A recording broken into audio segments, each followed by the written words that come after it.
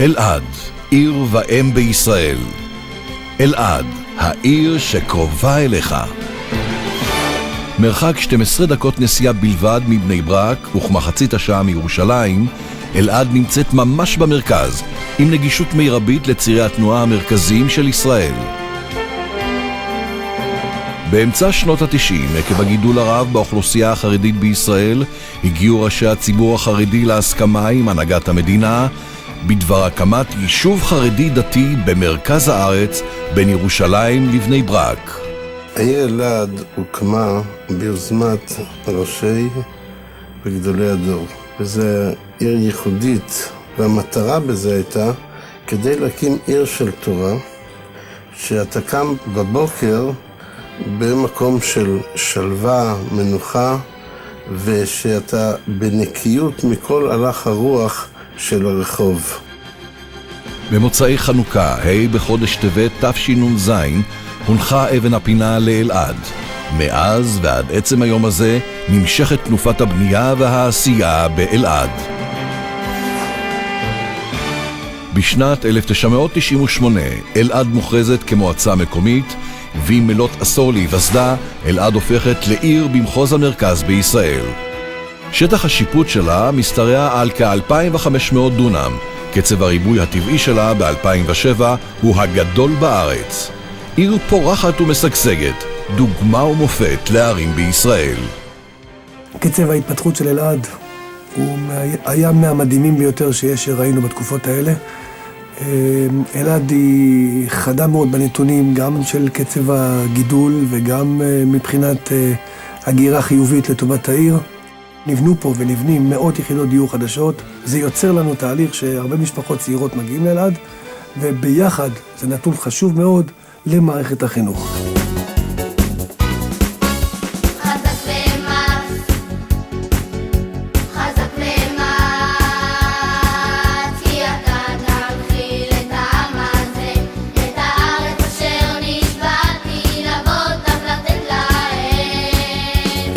אנחנו שותפים בתקציבים שוטפים לתוך בתי הספר.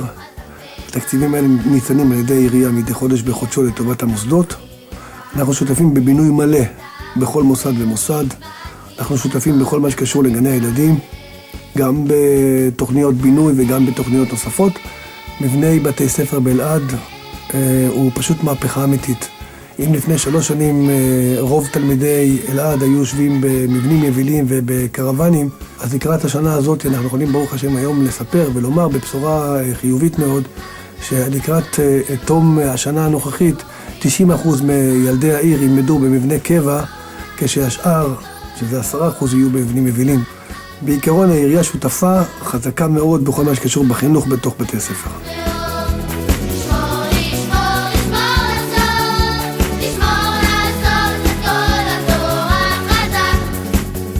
באלעד הכל לומדים תורה, מתינוקות של בית רבן, ילדי תלמוד תורה, תלמידות בתי הספר, תלמידי ישיבה, ועד אברכים בכולל, איש על שבטו, איש על דגלו, כולם עוסקים בתורה. ובכל שעה קולות התורה מהדהדים ברחובות העיר.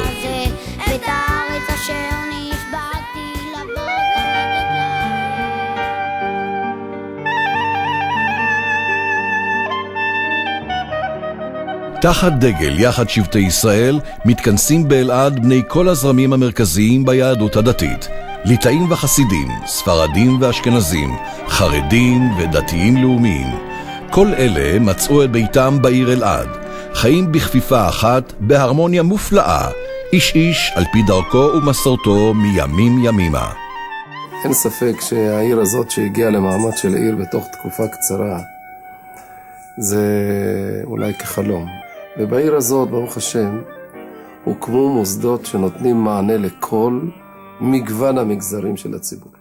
קרי בחינוך, בפעילות הציבורית, בליכוד, בהתאחדות, בפעילות המשותפת.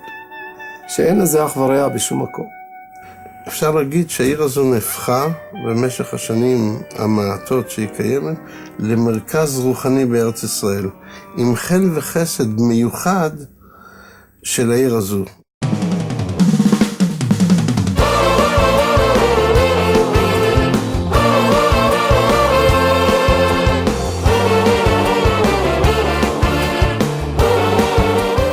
אנחנו כמעט 60% מתושבי עירנו הם מתחת לגיל 18.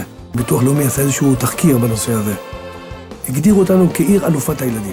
זאת אומרת שהקצב של אלעד הוא הגבוה ביותר שיש במדינה. אם בשנותיה הראשונות תפקדה אלעד בעיקר כעיר לוויין, כיום המסחר והתעשייה בעיר מתפתחים והולכים. מפעלים וחברות תעשייתיות גדולות החלו לגלות את הפוטנציאל של העיר ואת איכות התושבים, ופותחים בעיר סניפים המהווים עוגן כלכלי הולך ומתחזק. באלעד לא היה פתרון תעסוקתי, לפחות בתקופות הקודמות. בתקופה הזו שמנו לנו למטרה אמיתית לפתור את הבעיה התעסוקתית של העיר. יש פה ציבור נפלא, נשות אברכים שרוצות מאוד להביא אל ביתם את הפרנסה בכבוד. פרצנו מחסומים בצורה מוחלטת, גם בכל מה שקשור למוטורולה וחברות נוספות, מירס, גאודה וכדומה. המגמה היא אמיתית וזה הולך וילך ויגדל בעזרת השם. עיר ואמת שלנו לה. המגמות של אלעד הן ברורות מאוד, כעיר של תורה, כעיר של אחדות, בכל מה שקשור לקהילות עצמם. התוכנית שלנו בעזרת השם בעשור הקרוב לראות עיר גודלת, פי כמה וכמה מהנתונים שאנחנו בעצם מצויים בהם היום. אני מדבר גם מבחינת שטח העיר וגם מבחינת כל הפרויקטים שבעצם צריכים לראות בעיר מסודרת. נפתחו ישיבות בתקופה הזו ויפתחו כהנה וכהנה ישיבות וסמינרים לבנות. אין כל ספק שבסך הכל ההישגים שלנו בשטח הם מהגבוהים ביותר שיש בארץ. אלעד, אלעד, מקום כה נפלא מיוחד, כולם מרגישים כמו לב אחד, עיר ואמת שלנו לעד.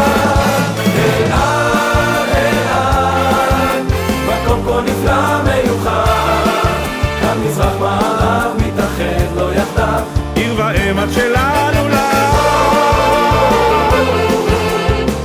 אלעד, העיר שקרובה אליך.